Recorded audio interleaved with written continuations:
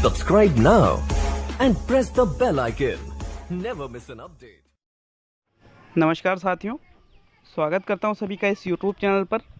RBSc 11th psychology की book के अंतर्गत इकाई 9 आज शुरू करने वाले हैं। क्लास नंबर 18 है साथियों। 17 क्लास इसके पहले ले चुका हूं और लगभग 25 क्लास से इस बुक की आपकी टोटल बन जाएगी।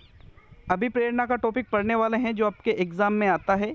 शिक्षक भर्ती में, चाहे कोई भी शिक्षक भर्ती हो, उसमें ये प्रश्न, ये जो टॉपिक है ये ज़रूर आते हैं साथियों। सबसे पहले पढ़ने वाले हैं अभिप्रेरणा का अर्थ, फिर उसके बाद पढ़ेंगे मित्रों अभिप्रेरणा की विशेषताएं, अभिप्रेरणा की परिभाषाएं, अभिप्रेरणा के कौन कौन से संप्रत्यय हैं, सभी चीज़ों को पढ़ेंगे। तो सबसे पहले टॉपिक डाल लीजिए, अभिप्रेरणा का अर्थ। क्या अर्थ होता है, बिल्कुल डिटेल से आप इसको समझने वाले हो। शुरू करते हैं इस क्लास को मित्रों। क्लास के अंत में 10 प्रश्न आपके लिए बनाए गए हैं। उन 10 प्रश्नों को ज़रूर सोल्व करना ताकि आपको पता चले कि आपने जो पढ़ा है वो आपको कितना याद रहा, आपने कितना सीखा। तो शुरू करते हैं। अभिप्रेरणा का संप्रत्यय इस तथ्य पर प्रकाश डालता है कि व्यवहार में गति कैसे आती है। एक प्रश्न आपका यहाँ से बन जाता है, पहले ही लाइन से पहला प्रश्न। देखिए कि व्यवहार में गति आती है या बाधा आती है या सफलता आती है। तो आपका आंसर रहेगा कि गति कैसे आती है, अभिप्रेरणा इस पर बल डालती है। मित्रों अंग्रेजी भाषा में इसको मोटिवेशन कहा जाता है और ये जो मोटिवेशन शब्द है इसकी उत्पत्ति लैटिन शब्द मूवियर से बना है। तो देखो एग्ज़ाम में आने के लायक ये पहली, दूसरी, तीसरी लाइन से प्रश्न है साथियों कि अंग्रेजी भाषा में मोटिवेशन जो शब्द है उसकी उत्पत्ति मूल रूप से किस भाषा से हुई है, लैटिन भाषा से। कौन से शब्द से हुई है, मूवियर शब्द से हुई है। तो आपका ये आंसर यहाँ पर रहेगा, इसको आप लिख सकते हो। जिसका संदर्भ क्रियाकलाप की गति से है कि जो आप क्रिया करते हो उसमें गति आ जाए, इसका ये अर्थ निकलता है।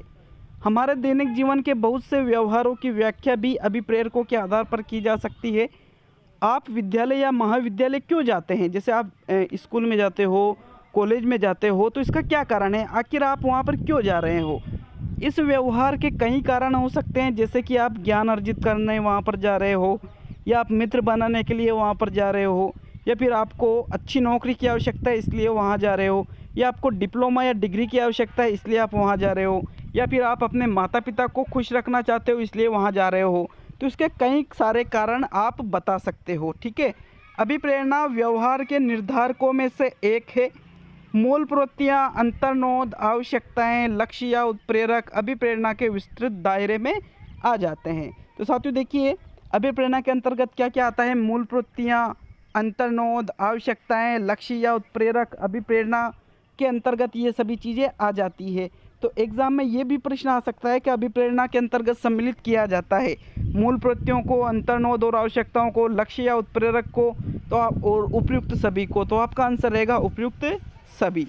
साथियों मनोविज्ञान में अभिप्रेरणा का तात्पर्य व्यक्ति की एक ऐसी अवस्था से है जिस अवस्था के उत्पन्न होने पर वह बेचैनी का अनुभव करता है और इस बेचैनी को दूर करने के लिए विशेष प्रकार की क्रिया करता है। देखिए साइकोलॉजी की भाषा में अगर आप मनोविज्ञान की भाषा में अगर आप अभिप्रेरणा का अर्थ निकालना चाहो तो अभिप्रेरणा का मतलब क्या है, जब एक ऐसी अवस्था है जब आप किसी चीज़ को प्राप्त करने के लिए बेचैन होने लगो और अनेक प्रकार की क्रियाएं करने लगो तो उसको ही आप अभिप्रेरणा कह सकते हो।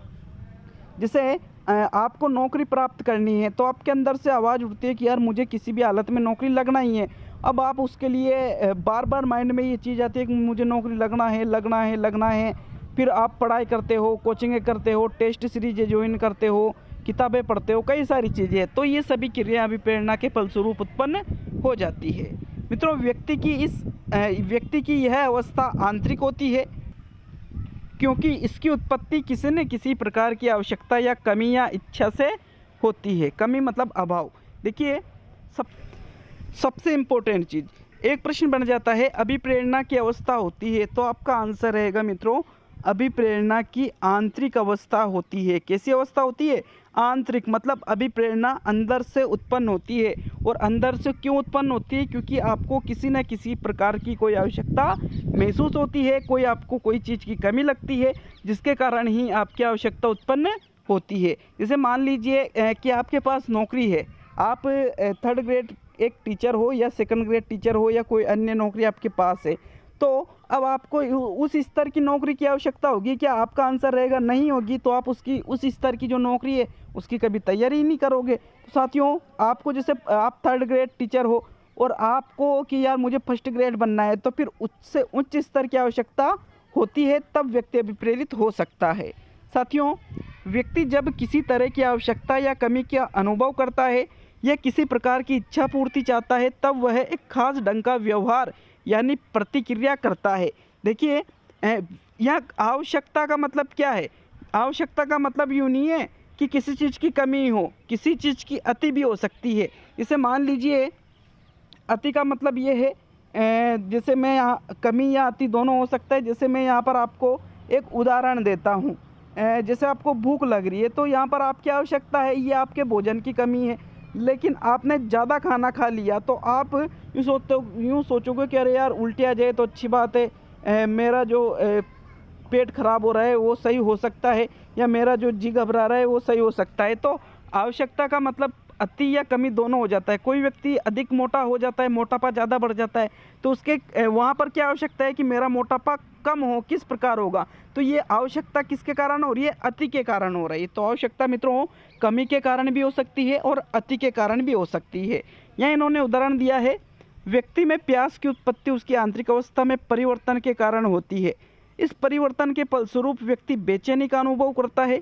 इस बेचैनी को दूर करने के लिए अर्थात शारीरिक संतुलन स्थापित करने के लिए उसे पानी की आवश्यकता होती है। इस आवश्यकता की पूर्ति के लिए वह पानी की तलाश कर उसका उपभोग करता है। वह किसी अन्य वस्तु की तलाश नहीं करता, क्योंकि अन्य वस्तु उसकी प्यास को शांत करने की क्षमता नहीं रखती है। मित्रों, ये उदाहरण बिल्कुल आप इससे समझ सकते हो कि जैसे व्यक्ति को यहाँ पे प्यास लग रही है, तो किसकी आवश्यकता है? उसको पानी की आवश्यकता है। अब वो किसकी तलाश करेगा? पानी की ही तलाश करेगा। और जैसे ही उसको पानी मिल जाता है, उसकी आवश्यकता पूरी हो जाती है और व्यक्ति की जो अभिप्रेरणा की अवस्था है वो खत्म हो जाती है। अब वो व्यक्ति पानी के अलावा दूसरी चीज़ को नहीं देखेगा, क्योंकि उसकी आवश्यकता क्या है? पानी है। तो व्यक्ति अभिप्रेरित होने के बाद सिर्फ उसी चीज़ की तलाश करता है, उसी चीज़ को प्राप्ति के लिए कार्य करता है जिसकी उसे आवश्यकता होती है। साथियों, आगे पढ़ेंगे। इस उदाहरण से यह स्पष्ट है कि व्यक्ति का व्यवहार चयनात्मक अर्थात खास दिशा में निर्देशित होता है। खास दिशा में मतलब जिस दिशा में आप अपनी आवश्यकता की पूर्ति कर सके, व्यक्ति सिर्फ उस दिशा की ओर ही बढ़ता है। ऐसा नहीं है कि आपको आवश्यकता तो पानी की है और आप पढ़ाई करने निकल गए, ऐसा कभी भी नहीं होगा मित्रों, ठीक है। अतएव हम कह सकते हैं कि प्रेरणात्मक व्यवहार चयनात्मक और लक्ष्य निर्देशित होता है। लक्ष्य निर्देशित मतलब जो चीज़ आपको प्राप्त करनी है, आप सिर्फ उसकी तरफ बढ़ते हो। प्रेरणात्मक व्यवहार में एक और विशेषता पाई जाती है, जो किसी प्रकार की आवश्यकता की पूर्ति होने अथवा उद्देश्य को प्राप्त करने की अवस्था तक चलती रहती है और आवश्यकता की पूर्ति होने पर वह क्रिया समाप्त हो जाती है तथा व्यक्ति की बेचैनी भी दूर हो जाती है। जैसे मित्रों देखिए, यहाँ पे प्यास वाला उदाहरण है और व्यक्ति को पानी मिल गया तो उसकी आवश्यकता पूरी होगी, तो व्यक्ति फिर वहाँ पर अभिप्रेरित नहीं रहेगा पानी की तलाश करने के लिए, और उसकी बेचैनी जो बड़ी थी वो भी बेचैनी उसकी दूर हो जाती है। अब देखिए, अभिप्रेरणा की कुछ परिभाषाएं यहाँ पर दे रखी है। तो पहली परिभाषा पढ़ेंगे। मॉर्गन, किंग, विज्ज तथा स्कोपलर के अनुसार 1986 में ये परिभाषा दी गई थी।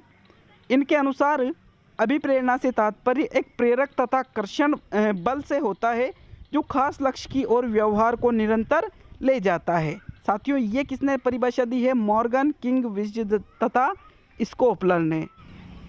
अब देखिए, आपके एग्ज़ाम में डायरेक्टली प्रश्न बन सकता है यहाँ से कि ये परिभाषा आ जाएगी और फिर आपसे पूछा जा सकता है कि ये परिभाषा किसने दी है। मित्रों, दूसरी परिभाषा पढ़ेंगे। बेरोन, बर्न तथा केंटोविच के अनुसार मनोविज्ञान में हम लोग अभिप्रेरणा को एक काल्पनिक आंतरिक प्रक्रिया के रूप में परिभाषित करते हैं जो व्यवहार करने के लिए शक्ति प्रदान करता है तथा एक खास उद्देश्य की ओर व्यवहार को ले जाता है। ये यहाँ पर परिभाषा दी है बेरोन, बर्न तथा केंटोविच ने ये परिभाषा मित्रों 1980 में दी थी। तो दोनों परिभाषाओं को आपको नोटबुक में नोट कर लेना है। साथियों, इन मनोवैज्ञानिकों की परिभाषाओं का विश्लेषण करने पर अभिप्रेरणा के स्वरूप की निम्नांकित विशेषताएं पाई जाती है। जो ये परिभाषा इन्होंने दी है इसके आधार पर कुछ अभिप्रेरणा की विशेषताएं निकलती है। तो इसकी कौन कौन सी विशेषताएं हैं? पहली विशेषता आती है, लिखना है आपको सभी को ये अभिप्रेरणा की विशेषताएं। मित्रों, पहली विशेषता है अभिप्रेरणा व्यक्ति की एक आंतरिक अवस्था को कहा जा सकता है। यह आंतरिक अवस्था काल्पनिक होती है। तो साथियों, ये जो प्रथम विशेषता है, ये इसका अर्थ क्या निकलता है कि पहली चीज़, अभिप्रेरणा व्यक्ति की कैसी अवस्था है? आंतरिक अवस्था है। और ये आंतरिक अवस्था कैसी होती है? काल्पनिक होती है। ये इसकी पहली विशेषता निकलती है। दूसरी है, अभिप्रेरणा में जो आंतरिक अवस्था होती है उससे व्यक्ति में कुछ क्रियाएं उत्पन्न होती है। जैसे ही व्यक्ति में अभिप्रेरणा उत्पन्न होती है तो व्यक्ति उसके परिणाम स्वरूप कुछ क्रियाएं करने लग जाता है।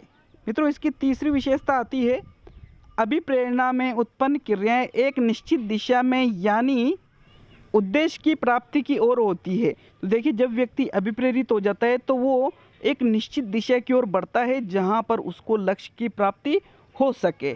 चौथी इसकी विशेषता है साथियों, अभिप्रेरित व्यवहार उत्पन्न होने के बाद उद्देश्य प्राप्ति तक वह जारी रहता है। ऐसा नहीं है कि आप अभिप्रेरित व्यवहार आप करते हो, आप आंतरिक रूप से अभिप्रेरित हो और आपको लक्ष्य की भी प्राप्ति हो गई और उसके बाद भी आपने व्यवहार जारी रखा, क्रिया जारी रखी, ऐसा नहीं होता है। जैसे अभी आप रीट की, सीटेट की, एमपी टेट की या अन्य किसी शिक्षक भर्ती की तैयारी कर रहे हो, वहाँ पर जैसे आपका कंपटीशन का एग्ज़ाम हो जाता है, आप नौकरी लग जाते हो, तो क्या फिर भी आप ये चीज़ें इतनी ही तैयारी जारी रख सकते हो? तो आपका आंसर रहेगा नहीं। फिर हम क्यों पढ़ेंगे? क्यों? क्योंकि आपके लक्ष्य की प्राप्ति हो गई है। तो साथियों, लक्ष्य की प्राप्ति जैसे ही हो जाती है या उद्देश्य की प्राप्ति जैसे हो जाती है, व्यक्ति का जो अभिप्रेरित व्यवहार है वो रुक जाता है। ठीक है, इसे एक उदाहरण से इस प्रकार समझ सकते हैं। मान लीजिए कि आपको भूख लगी और आप किसी रेस्टोरेंट में भोजन खाकर अपनी भूख को मिटाते हैं। यहाँ भूख व्यक्ति की आंतरिक अवस्था है जिसे बाहर से देखा नहीं जा सकता। तो ये पहला कारक है साथियों, इसे आवश्यकता की संज्ञा दी जाती है। तो इसको आवश्यकता की संज्ञा दी जाती है। साथियों, यहाँ पर देखिए, इन्होंने उदाहरण दिया कि आपको भूख लगती है, आप किसी रेस्टोरेंट में जाते हो, अब वहाँ पर आप भोजन खा लिया आपने और अपनी भूख को मिटा लिया। तो ये जो आपको भूख लगी थी मित्रों, ये आपकी आंतरिक अवस्था होती है। आप इसको बाहर से नहीं देख सकते और इसको ही कहा जाता है आवश्यकता और नीड, जिसको अपन इंग्लिश में कहते हैं। यह आंतरिक अवस्था व्यक्ति में कुछ विशेष क्रियाएं जैसे रेस्टोरेंट में जाकर भोजन के बारे में पूछताछ करना आदि उत्पन्न करता है। यह इसका दूसरा कारक है। साथियों, आपको भूख लगती है तो ये तो आपकी आवश्यकता हुई, भोजन आपकी आवश्यकता हुआ, आपको भूख लगी। अब उसके बाद में आप उसके परिणाम स्वरूप रेस्टोरेंट में जाते हो कि भाई यहाँ खाना मिल जाएगा क्या, और उससे कि कौन कौन सा खाना मिल सकता है। ये दूसरा कारक कहलाता है साथियों। इसको आप प्रणोद कह सकते हो। क्या कह सकते हो? प्रणोद। इस तनाव एवं क्रियाशीलता की अवस्था को ही प्रणोद की संज्ञा दी जाती है, जिसके परिणाम स्वरूप व्यक्ति कुछ क्रियाएं करता है। व्यक्ति द्वारा किए गए ये सभी क्रियाएं कुछ ऐसी होती है जो एक निश्चित दिशा में एक निश्चित लक्ष्य की प्राप्ति की ओर ले जाता है। यह तीसरा कारक है साथियों। इस उदाहरण में निश्चित लक्ष्य भोजन की प्राप्ति है। इसे मनोवैज्ञानिकों ने प्रोत्साहन की संज्ञा दी है। व्यक्ति में क्रियाशीलता की अवस्था तब पाई जाती है जब तक कि उसे भोजन प्राप्त नहीं हो जाता है। तो देखिए, इन्होंने ये उदाहरण दिया है और आसानी से इन्होंने समझा दिया है। आपको भूख लगती है तो ये आपकी आंतरिक अवस्था है और भोजन आपकी क्या है? आवश्यकता। फिर आप उसके परिणाम स्वरूप रेस्टोरेंट में जाते हो, वहाँ खाने की पूछते हो, ये क्रिया करते हो। ये क्रियाएं क्या है? ये आपके प्रणोद है और आखिरकार आपको भोजन मिल जाता है और आप भोजन को खा लेते हो, प्राप्त कर लेते हो और अपनी आवश्यकता की संतुष्टि कर लेते हो, आवश्यकता की पूर्ति कर लेते हो और जो प्रणोद है उसको भी ख़त्म कर देते हो। तो साथियों, ये कहलाता है प्रोत्साहन। ठीक है, ये 3 प्रकार के तत्व इसमें बताए हैं जिसको डिटेल से अभी अपन पढ़ने वाले हैं। साथियों, मूलभूत अभिप्रेरणात्मक संप्रत्यय के बारे में पढ़ेंगे, जो 3 होते हैं। पहला होता है आवश्यकता, दूसरा होता है प्रणोद और तीसरा होता है प्रोत्साहन या लक्ष्य। जो प्रणोद है इसको अंतर्नोद के नाम से भी जाना जाता है। तो इसको एक एक करके देख लेते हैं। सबसे पहला तत्व आता है आवश्यकता, जिसको कहते हैं नीड। लिख लीजिए, बहुत इंपॉर्टेंट है साथियों।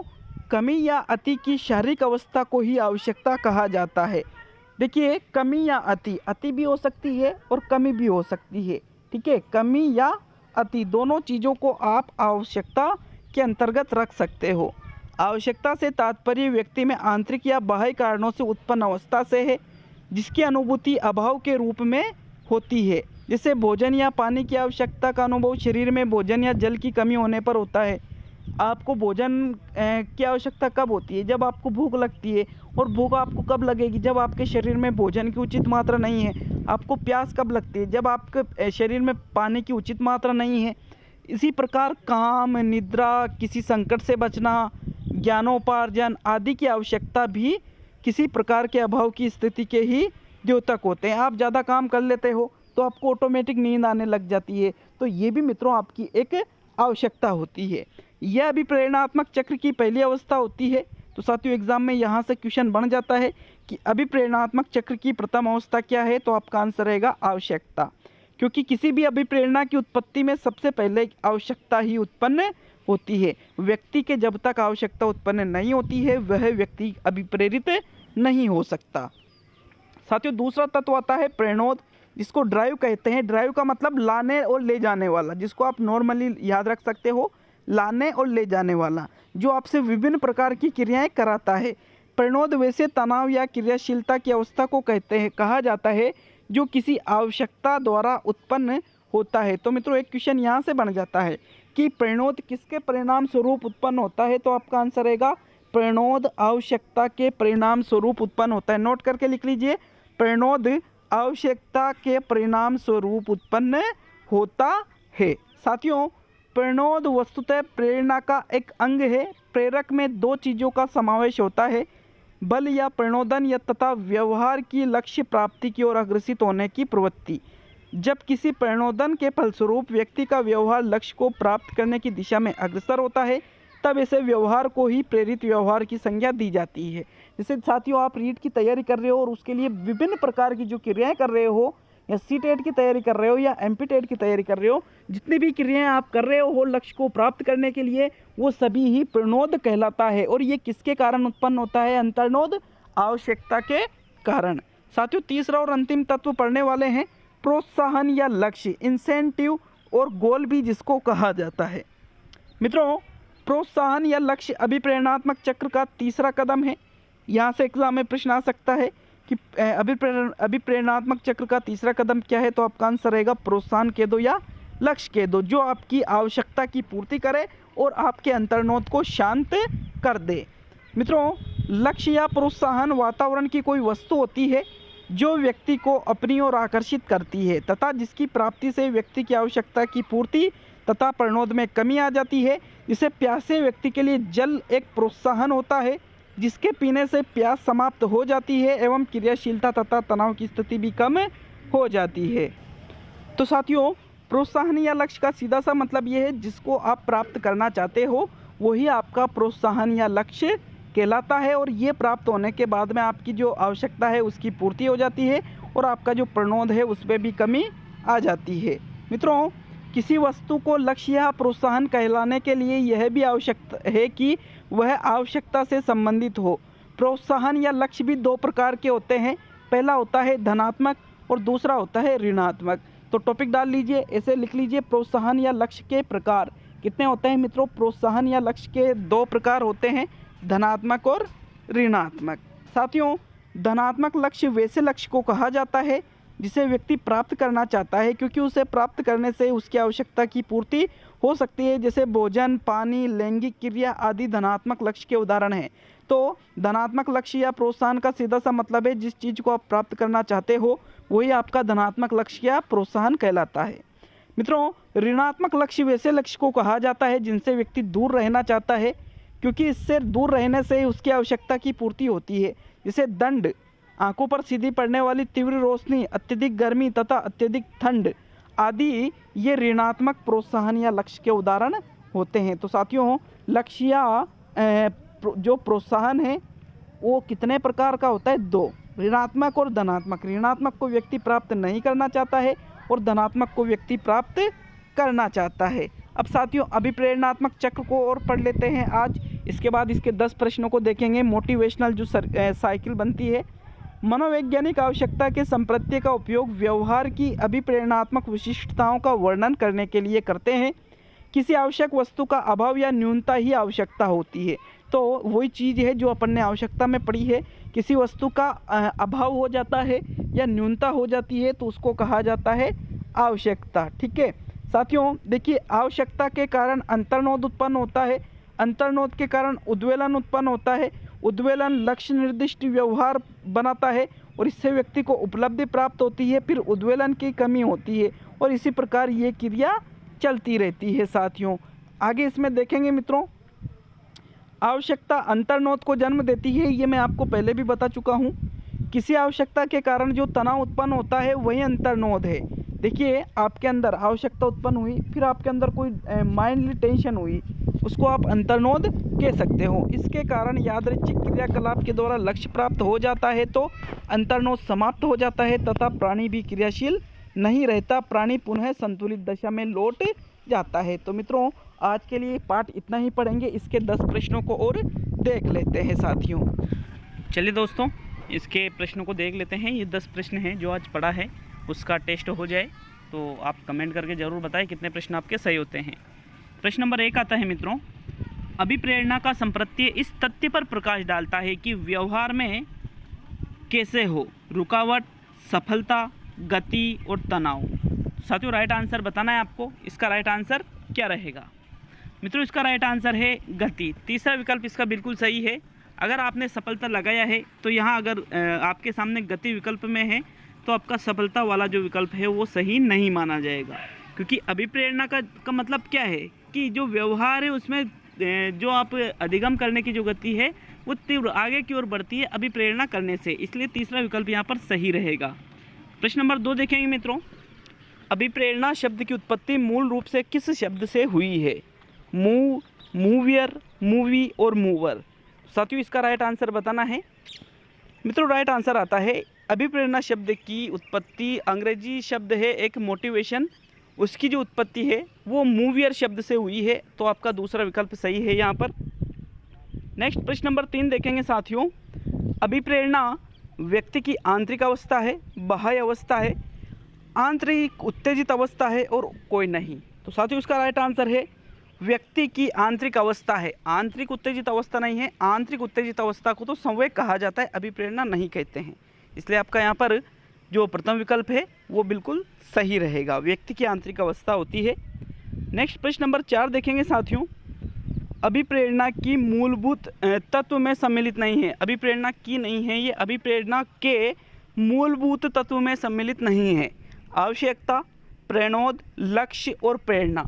साथियों इसका राइट आंसर आता है प्रेरणा को अभिप्रेरणा के मूलभूत तत्वों में नहीं रखा गया है। इसके मूलभूत तत्वों की संख्या होती है 3। कौन कौन सी? आवश्यकता, प्रेरणोद और लक्ष्य। लक्ष्य को प्रोत्साहन के नाम से भी जाना जाता है और प्रेरणोद को अंतर्नोद भी कह सकते हो। नेक्स्ट प्रश्न नंबर 5 देखेंगे साथियों, अभिप्रेरणा चक्र की प्रथम अवस्था होती है। आवश्यकता, अंतर्नोद, प्रोत्साहन और उपयुक्त सभी। तो देखिए राइट आंसर आता है प्रथम अवस्था अभिप्रेरणा की आवश्यकता होती है। व्यक्ति के जब आवश्यकता उत्पन्न होती है तभी व्यक्ति अभिप्रेरित होता है, बिना आवश्यकता के व्यक्ति अभिप्रेरित नहीं होता है, तो आपका प्रथम विकल्प यहाँ पर सही है। प्रश्न नंबर 6 देखेंगे, वैसा तनाव या क्रियाशीलता जो किसी आवश्यकता के कारण उत्पन्न हो कहलाता है। आवश्यकता, प्रेरणोद, प्रोत्साहन और कोई नहीं। तो साथियों इसको कहा जाता है प्रेरणोद, जिसको आप अंतर्नोद भी कह सकते हो। दूसरा विकल्प यहाँ पर आपका बिल्कुल सही है। साथियों प्रश्न नंबर 7 आता है, अभिप्रेरणात्मक चक्र का तीसरा कदम है उत्तेजक, प्रेरक, लक्ष्य और प्रोत्साहन। तो इसका राइट आंसर बताइए। साथियों राइट आंसर है इसका तीसरा और चौथा विकल्प दोनों सही है, क्योंकि अभिप्रेरणात्मक चक्र का तीसरा कदम लक्ष्य या प्रोत्साहन होता है। इसको आप लक्ष्य भी कह सकते हो और प्रोत्साहन भी कह सकते हो। पहला चरण कौन सा होता है? पहला कदम आवश्यकता। दूसरा कौन सा होता है? प्रेरणोद या जिसको आप अंतर्नोद भी कह सकते हो। और तीसरा होता है लक्ष्य या प्रोत्साहन। अच्छी तरह से हमने और आपने मिलकर के इसको पढ़ा है। नेक्स्ट प्रश्न की तरफ बढ़ते हैं साथियों। प्रश्न नंबर 8 आता है, अभिप्रेरणा की विशेषता में सम्मिलित नहीं है। कौन सा अभिप्रेरणा की विशेषता में सम्मिलित नहीं होता है? प्रथम विकल्प है अभिप्रेरणा व्यक्ति की आंतरिक अवस्था है जिससे व्यक्ति कुछ क्रियाएं करता है। अभिप्रेरणा में क्रियाएं एक निश्चित दिशा की ओर बढ़ता है। अभिप्रेरित व्यवहार उत्पन्न होने पर उद्देश्य प्राप्ति के बाद भी चलती है और सभी कथन असत्य है। तो साथियों इसका राइट आंसर आता है तीसरा और चौथा विकल्प दोनों इसका राइट आंसर है। कैसे? देखिए पूछ रहा है कि अभिप्रेरणा की विशेषता में सम्मिलित नहीं है। तो देखिए मित्रों, प्रथम विकल्प तो सम्मिलित है, दूसरा भी सम्मिलित है, लेकिन अभिप्रेरित व्यवहार उत्पन्न होने पर उद्देश्य प्राप्ति के बाद भी चलता है। तो अभिप्रेरित व्यवहार उद्देश्य प्राप्ति होने के बाद थोड़ी चलता है, तो ये कथन सम्मिलित नहीं है। अब चौथा कथन है सभी कथन असत्य है। तो भाई सभी कथन तो सत्य नहीं है, ये भी सत्य है, ये भी सत्य है, इसलिए आपका ये भी सही हो जाता है। तो मित्रों ये दोनों जो कथन हैं आपके, ये दोनों जो विकल्प हैं ये सही रहेंगे। प्रश्न नंबर 9 देखेंगे मित्रों। 9वां प्रश्न है अभिप्रेरणा से तात्पर्य एक प्रेरक तथा कर्षण बल से होता है जो खास लक्ष्य की ओर व्यवहार को निरंतर ले जाता है। यह कथन किसका है? बेरोन बर्न तथा केंटोविज, बेरोन बर्न व किंग, मॉर्गन किंग विज तथा स्कोपलर, और स्कोपलर बर्न किंग व केंटोविज। साथियों इसका राइट आंसर है उपरोक्त जो कथन कहा गया है ये मॉर्गन किंग विज और स्कोपलर के द्वारा कहा गया है। तीसरा विकल्प यहाँ पर सही है। और आज का अंतिम प्रश्न देखने से पहले छोटा सा निवेदन, लाइक नहीं किया था अभी लाइक बटन को दबा दीजिए, और चैनल पर नए हैं तो चैनल को भी जरूर सब्सक्राइब कर दें। प्रश्न नंबर 10 देखेंगे मित्रों। मोटिवेशन शब्द मूल रूप से किस भाषा से उत्पन्न हुआ है? ग्रीक, लैटिन, जर्मन और फ्रेंच। साथियों राइट आंसर है मोटिवेशन जो शब्द है वो मूल रूप से लैटिन भाषा का एक शब्द है, जिसकी उत्पत्ति लैटिन भाषा में एक शब्द आता है जिसका नाम है मूवियर, जिसको अभी अपन ने प्रश्न नंबर 1 में देखा था। तो यहाँ पर आपका दूसरा विकल्प सही रहेगा। कैसे लगे आज की क्लास कमेंट करके जरूर जाए। मिलते हैं अगली क्लास में।